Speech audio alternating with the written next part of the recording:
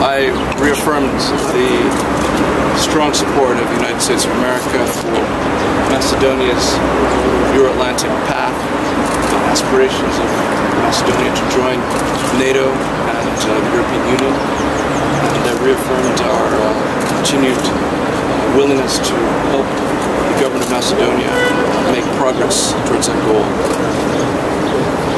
We also reaffirmed the strong friendship that we have between the Macedonian people and the American people, and how we want to, in every way possible, through our cultural exchanges, educational exchanges, continue building that friendship.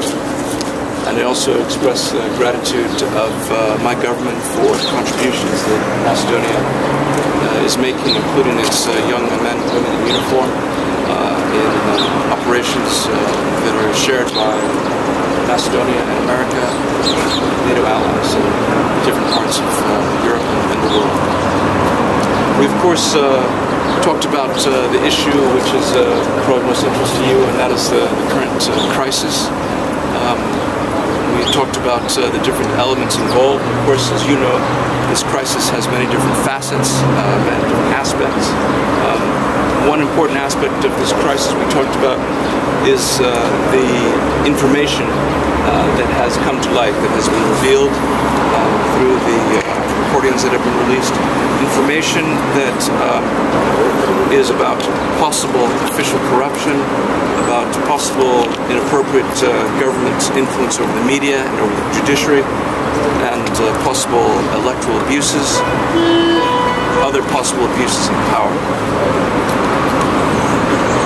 We discussed the importance of overcoming this crisis. We discussed the importance of the government meeting its responsibility to uphold the basic democratic values that are enshrined in Macedonia's constitution, to meet the responsibilities that it was elected to uphold, defend, and to promote, and for the government to meet and to reaffirm its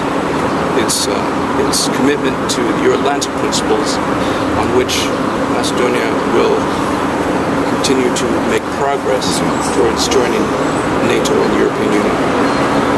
We recognize that in this crisis there's a legal process that's being pursued to address the responsibility for the wiretapping or the release of the recordings.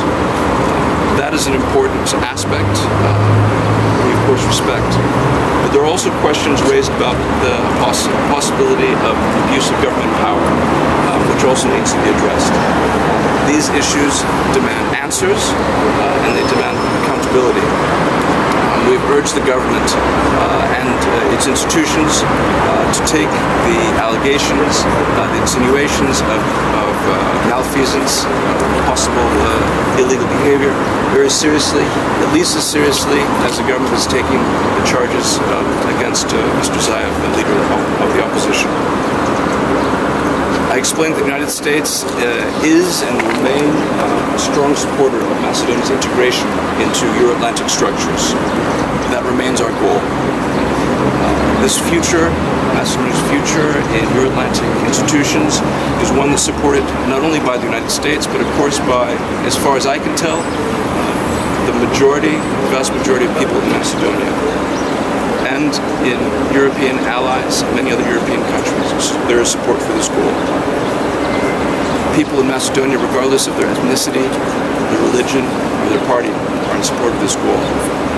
We therefore call on the Macedonian government to work together with its partners to resolve this crisis, to respond to the crisis by reaffirming its commitment to pursuing the Euro-Atlantic path, its commitment to the values and principles on which that path is based, demonstrating its commitments to the highest standards of the rule of law, transparency, fairness, protection of free speech, and judicial independence.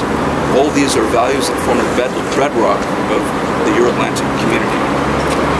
Lastly, I want to call on all members of society in Macedonia, including the media, civil society, political opposition, to do whatever they can to enhance, promote Macedonia's European path. In the case of the opposition, we hope the opposition will be able to return to Parliament as soon as possible so it can play its democratic role, the role that it was elected to do. We hope that Macedonians will pull together in this crisis to play a constructive role, to find ways to get through this crisis, and to focus on what's really important, which is to continue forward momentum on the path towards Europe, towards NATO, to create a stronger economy, build a better climate for foreign investment as well as domestic Macedonian businesses, to create jobs and a better future for all Macedonians.